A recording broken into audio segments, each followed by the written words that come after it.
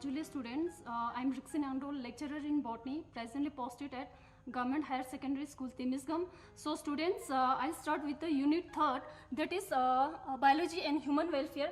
तो इसी में से हम पहला सब यूनिट हम लेंगे, that is plant breeding.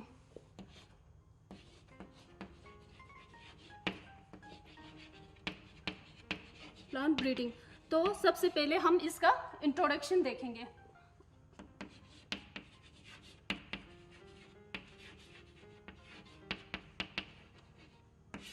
तो स्टूडेंट्स, हम जैसे कि हम सभी को पता है, इंडिया जो है एक एग्रीकल्चर कंट्री है with almost 62% of total population जो है वो एंगेज रहता है किस पे? एग्रीकल्चर पे. तो जैसे जैसे पॉपुलेशन बढ़ते गए और उसकी वजह से फूड के लिए जो डिमांड है वो भी बढ़ते गए. और जो अर्लियर टाइम्स में क्या होते थे, जो फूड के प्रॉब्लम्स को कैसे टैकल किया जाते थे? ट्रेडिशनल फार्मिंग के through. Due to traditional farming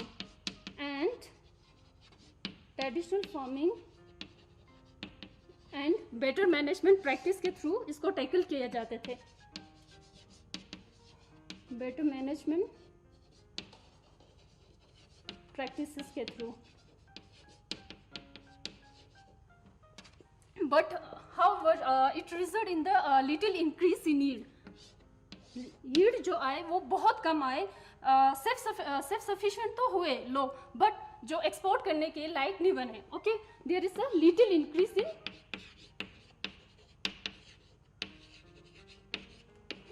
in yield. It was only during 1960 जब जब 1916 में जब ग्रीन रेवोल्यूशन आए, green revolution, there is a drastic increase in yield. There is drastic increase in yield. अब क्या हुआ, 1960s में जब ग्रीन रेवोल्यूशन का जब दौर आया के बाद there is a drastic increase in yield, specially in the crop of rice और व्हीट के प्रोडक्शन में ड्रास्टिक इंक्रीज आए. वो कैसे आए? By using this technology, that is plant breeding technology. Plant breeding technology को यूज करते हुए तो यील्ड में बहुत ज़्यादा इंक्रीज आना स्टार्ट हो गया. राइट बच्चों, तो इसी के साथ साथ सिर्फ प्लांट ब्रीडिंग को ही यूज़ नहीं किया, तो इसके साथ बहुत सारे फर्टिलाइजर्स भी यूज़ किए,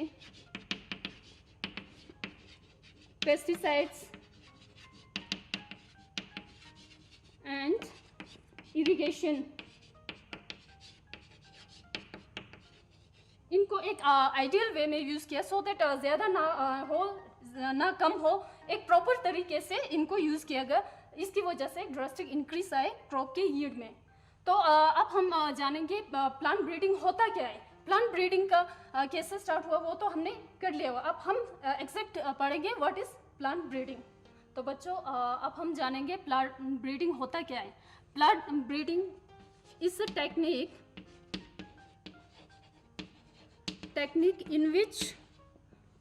technique to manipulate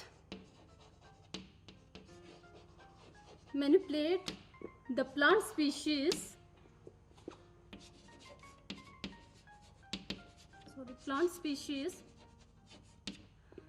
in order to create desirable plant type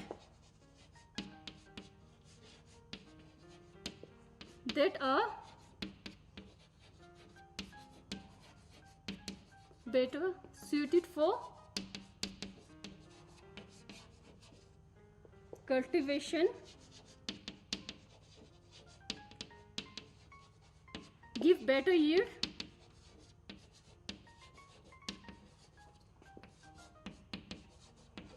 and are disease resistant.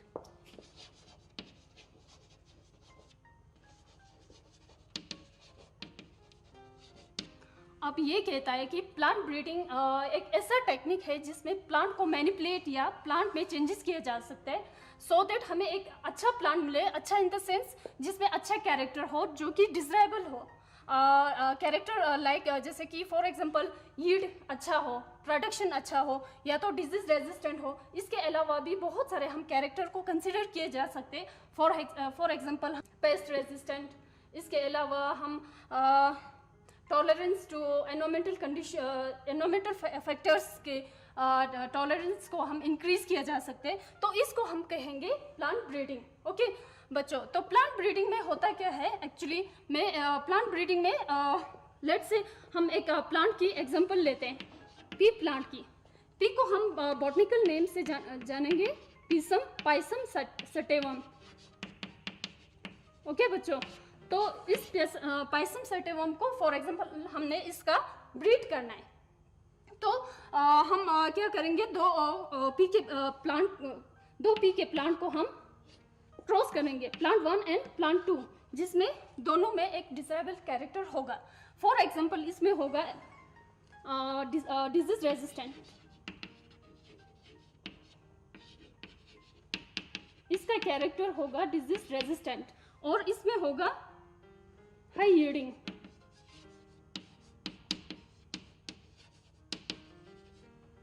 तो बच्चों अभी मैंने कहा कि प्लांट ब्रीडिंग एक ऐसा टेक्निक है जिसके थ्रू हम एक ऐसा प्लांट को क्रिएट किया जाता है जो कि बहुत डिज़रेबल हो, जो कि फार्मर के लिए, कल्टीवेशन के लिए अच्छा हो। अब हम प्लांट ब्रीडिंग में होता क्या है एक्चुअली में बच्चों, तो आप इस चार्ट में देख सकते हो, plant breeding involves the two parent having desirable character. The one plant which is let's say it suppose it is considered as female plant and the other one is considered as male plant.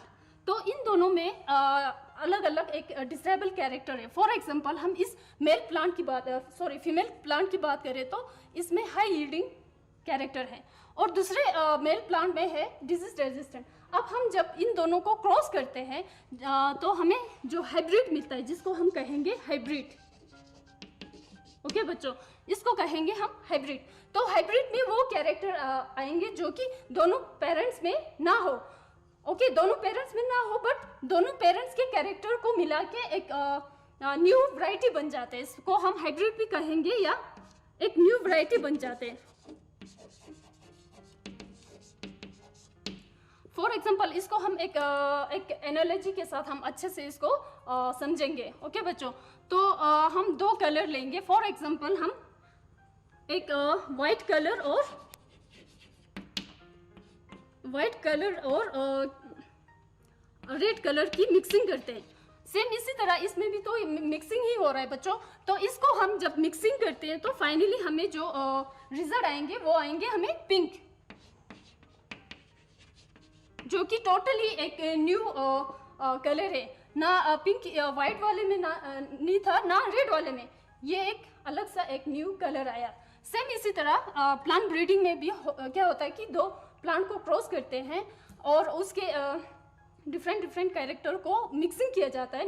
Mixing होता है, उसके बाद जो हमें मिलता है एक new variety, जिसको हम कहेंगे hybrid.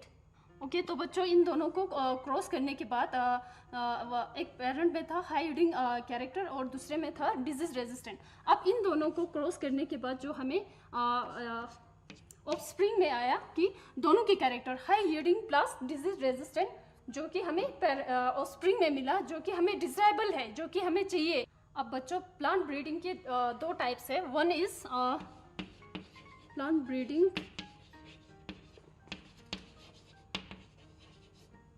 one is a conventional breeding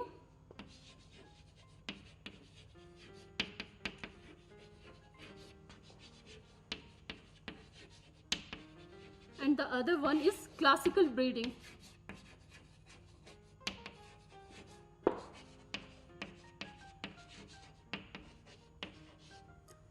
तो बच्चों ये कन्वेंशनल ब्रीडिंग को हम ट्रेडिशनल ब्रीडिंग भी कहा जाता है।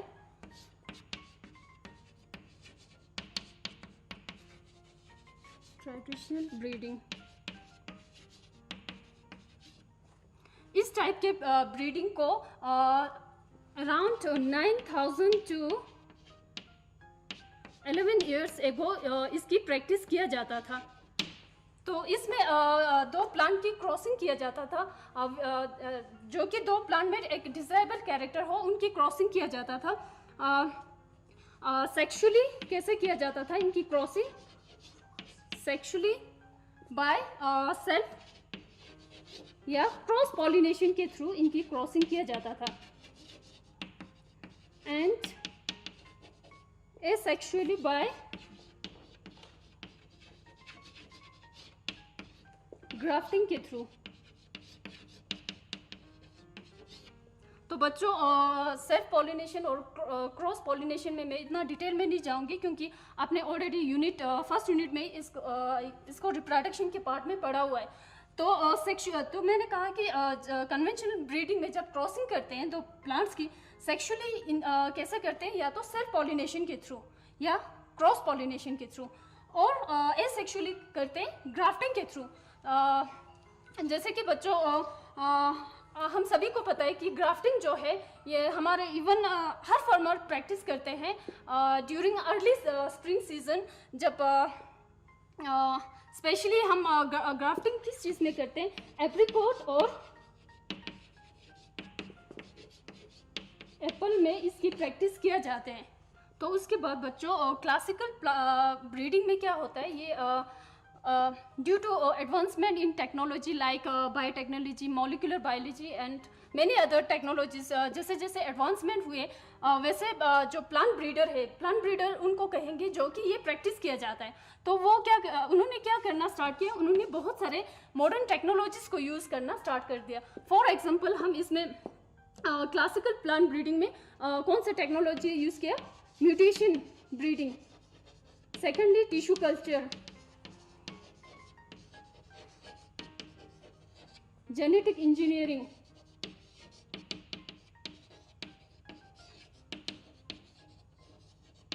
which is followed by crossbreed।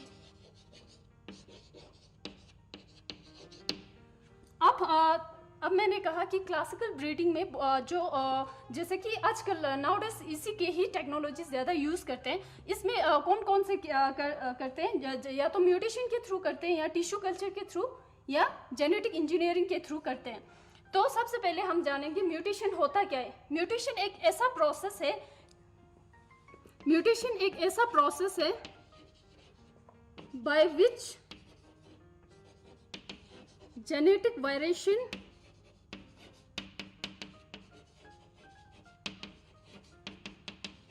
is achieved through change in gene sequences within the gene। अब म्यूटेशन एक ऐसा प्रोसेस है जिसमें क्या किया जाता है? जीन के अंदर एक वेरिएशन किया जाता है। कैसे किया जाता है? जीन के सीक्वेंसेस को हम चेंज करते हैं, उसके वजह से हमें जेनेटिक वेरिएशन मिलते हैं। म्यूटेशन होता कैसे है? म्यूटेशन दो तरीके से होते हैं।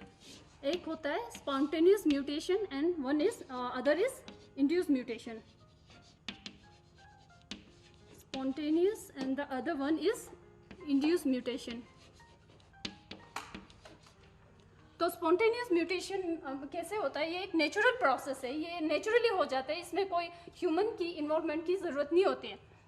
तो इसमें कैसे होगा? एक तो एनवायरमेंटल फैक्टर के थ्रू हो जाते हैं, बहुत सारे एनवायरमेंटल फैक्टर्स की वजह से म्यूटेशन जीन के अंदर चेंजेस आ जाते हैं। Secondly during replication of DNA, जब डीएनए की रेप्लिकेशन होते हैं उस समय जीन में चेंजेस आ जाते हैं। Okay, replication of DNA. अब जो इंड्यूस म्यूटेशन है, जो कि हम खुद से जीन में चेंजेस किया जाते हैं सो दैट हमें एक न्यू वैरायटी और या न्यू कैरेक्टर जो हमें चाहिए, इसी के लिए हम एक उसमें इंड्यूस करते हैं। सो स्टूडेंट्स, अभी हमने पढ़ा प्लांट ब्रीडिंग के इंट्रोडक्शन। अब हम जाएंगे स्टेप्स ऑफ प्लांट ब्रीडिंग की। तो प्लांट ब्रीडिंग के बेसिकली 5 मेजर स्टेप्स हैं। तो आप इस चार्ट में आप देख सकते हो। First step is collection of variability, and the second one is evaluation and selection of parent. Third is hybridization among selected parent, which is further divided into 5 sub stages. Then the fourth is selection and testing of superior recombinant, and the last one is testing, release and commercialization of new varieties. तो सबसे पहले हम जानेंगे collection of वायरेबिलिटी होता क्या है।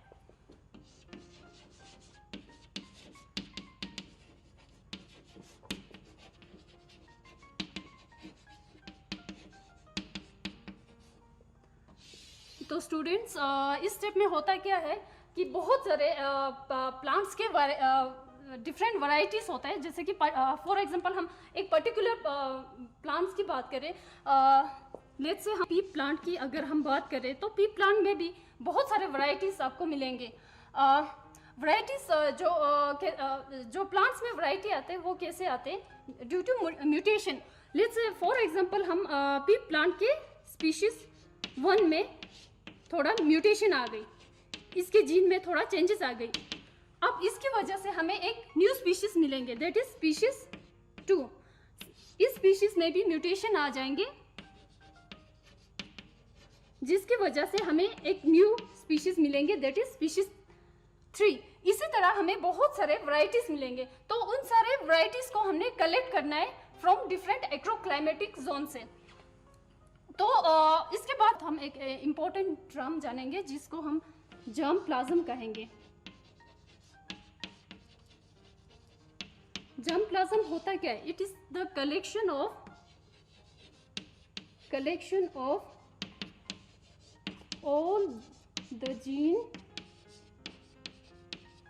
of different variety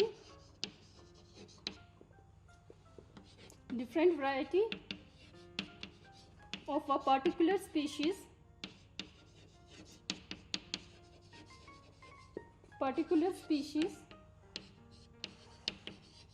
in the form of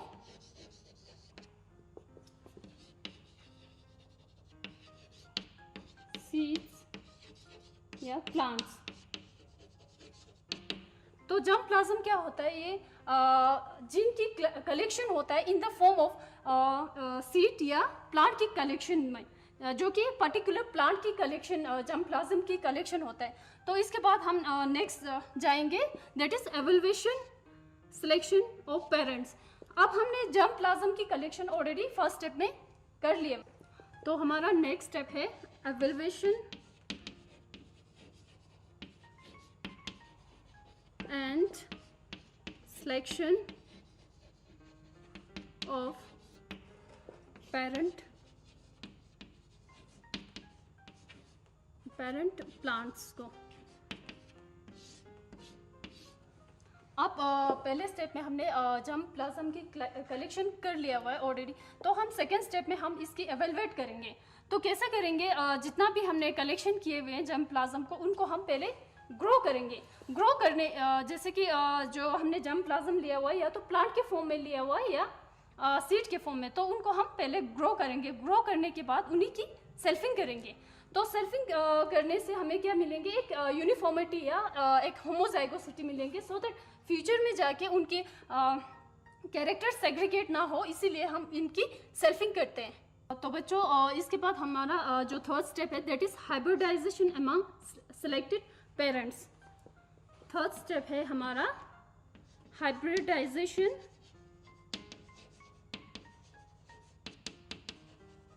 among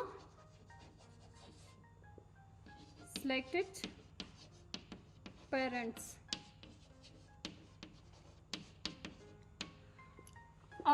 तो बच्चों इस स्टेप को जानने से पहले हम सबसे पहले जानेंगे व्हाट इज हाइब्रिडाइजेशन। हाइब्रिडाइजेशन होता क्या है?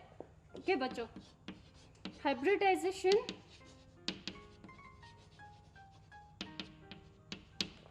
it is the process of crossing or mating of two parent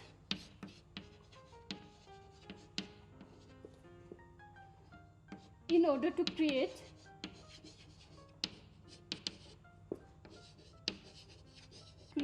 hybrid. Hybridization एक ऐसा प्रोसेस है जिसमें हम क्या करेंगे, दो पेरेंट की क्रॉसिंग करते हैं, जो कि हमने पहले ही चार्ट में देखा था। उस क्रॉसिंग के बाद जो हमें मिलेंगे एक हाइब्रिड, जो कि एक न्यू वैरायटी मिलेंगे।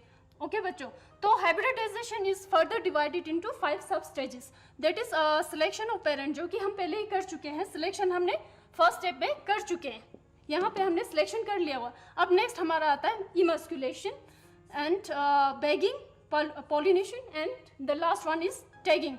तो बच्चों मैं इस स्टेप में डिटेल में इसलिए जा रही हूँ क्योंकि ये आपके प्रैक्टिकल में भी है, तो मैं यहाँ पे प्रैक्टिकल परफॉर्म तो नहीं कर सकती हूँ, एटलीस्ट थ्योरेटिकली मैं इसको क्लियर कर सकूँ। तो बच्चों अब हम जानेंगे इमस्कुलेशन होता क्या है। ये इमस्कुलेशन एक ऐसा प्रोसेस है जिसमें हम एंथर जो कि मेल रिप्रोडक्टिव ऑर्गन है उसको रिमूव किया जाता है इन बर्ड कंडीशन, जो कि अभी फ्लावर पूरी तरह खिले नहीं होंगे, बिल्कुल बर्ड कंडीशन में होंगे। वहाँ से हमने इसके एंथर को रिमूव करना है without affecting the female reproductive organ. तो जो इंस्ट्रूमेंट हम इसमें यूज़ करेंगे इमस्कुलेशन के लिए, वो सारा इंस्ट्रूमेंट सबसे पहले हम स्टीरिलाइज करेंगे with the help of 70% alcohol में हम डिप करते हुए उसका remove with the help of faucet के थ्रू हम रिमूव करेंगे। तो बच्चों आप इस पिक्चर में देख सकते हो कि how this person is removing the male reproductive organ with the help of faucet.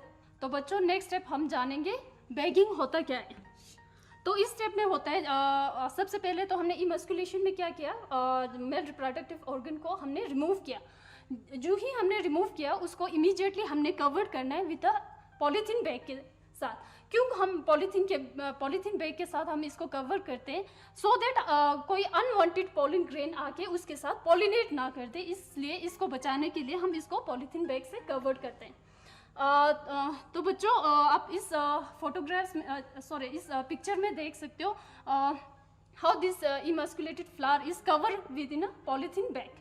तो हमारा नेक्स्ट स्टेप आता है पॉलिनेशन। तो पॉलिनेशन या हम कह सकते हैं इसको आर्टिफिशियल पॉलिनेशन भी कह सकते हैं।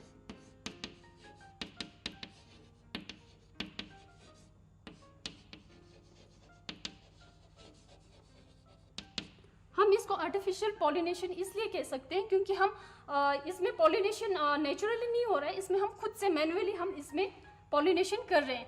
तो इस स्टेप में पहले हम देखेंगे, सबसे पहले हम एक फ्लावर को कंसिडर करेंगे एज अ मेल फ्लावर। तो उस मेल फ्लावर से हमने एक मेच्योर, ये चीज़ आपने याद रखना है बच्चों, मेच्योर एंड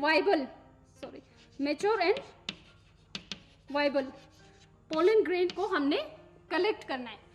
अगर जो पोलन ग्रेन हमने कलेक्ट करना है अगर वो मेच्योर नहीं होंगे तो कल को जाके वो स्टिग्मा के साथ फर्टिलाइज नहीं कर पाएंगे, इसलिए हमने एक मेच्योर और वाइबल का मतलब हुआ जो कैपेबल हो, जिसमें कैपेबिलिटी हो फर्टिलाइज करने की। ओके बच्चों, तो हम एक मेच्योर और वाइबल पोलन ग्रेन को एक क्लीन स्लाइड में या एक क्लीन कंटेनर में उसको स्टोर करेंगे या कलेक्ट करेंगे। तो उस स्टोर किए हुए पोलन ग्रेन को हम आर्टिफिशियल पॉलिनेशन में क्या करेंगे, with the help of brush या किसी इंस्ट्रूमेंट के साथ हम उसको थोड़ा डीप करेंगे कंटेनर में। तो उसके बाद हम जो इमस्कुलेटेड फ्लावर है उसको अनकवर करेंगे पहले, क्योंकि उसमें ऑलरेडी हमने कवर किया हुआ था पॉलीथीन बैग से। उसको हम रिमूव करेंगे। उसको रिमूव करने के बाद हम with the help of brush हम उसके स्टिग्मा के ऊपर थोड़ा हम डस्टिंग करेंगे, तो उसको हम कहेंगे आर्टिफिशियल पॉलिनेशन। तो हमारा लास्ट स्टेप आता है टैगिंग। टैगिंग करना बहुत इंपॉर्टेंट है क्योंकि विदाउट टैगिंग जो हमारा होल प्रोसेस है वो इनकम्प्लीट रहता है। कैसे इनकम्प्लीट रहता है, क्योंकि एट द सेम टाइम हो सकते हैं हम बहुत सारे फ्लावर की इमस्कुलेशन कर रहे हो। ज़रूरी नहीं है कि हम एक सिंगल फ्लावर को ही इमस्कुलेट कर रहे हैं। एट द सेम टाइम हम हो सकता है 6 to 15,000 तक प्लांट्स को भी हम ले सकते हैं। तो उस समय क्या होता है कि अगर हम टैगिंग नहीं करते तो इसमें प्लांट की मिक्स हो जाते हैं। तो टैगिंग में हम इम्पोर्टेंट जो इंफॉर्मेशन उसमें क्या क्या लिखते हैं, for example time and date of emasculation. इसके अलावा हम क्या लिखेंगे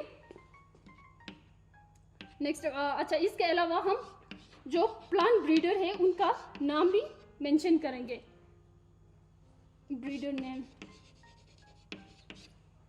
तो डेट एंड टाइम मेंशन करना बहुत ज़रूरी है बच्चों, क्योंकि अगर हम डेट और टाइम मेंशन नहीं करेंगे तो बाद में हो सकता है हम किसी और प्लांट के साथ मिक्स ना हो जाए। सेकेंड चीज़ हम ये भी मेंशन कर सकते हो इसमें कैरेक्टर कौन सा कंसिडर करके हमने उनकी क्रॉसिंग की, और हो सकता है कि कौन से हो सकता है अगर हम क्रॉस पॉलिनेशन कर रहे हो तो कौन कौन से स्पीशीज़ को लेके हमने क्रॉसिंग की, तो ये चीज़ लिखना बहुत ज़रूरी है।